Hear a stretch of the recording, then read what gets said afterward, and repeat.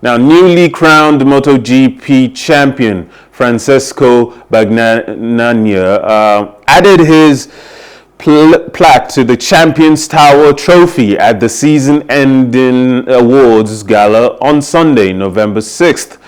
Ducati's Bagnaia of Italy won his maiden MotoGP World Championship at the season-ending Valencia Grand Prix earlier in the day, despite only finishing ninth after fellow contender Fabio Quartararo of France failed to overhaul his points tally.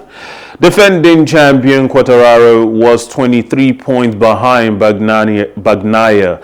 Going into the final race, the Yamaha rider needed nothing less than a victory to leapfrog the Italian in the standings, but finished fourth while Suzuki's Alex Rins won the race. Bagnaia's ninth place was enough to retain his lead in the championship and give Ducati their first title since Casey Stoner won it in 2007, ending 15 years of dominance from Japanese manufacturers.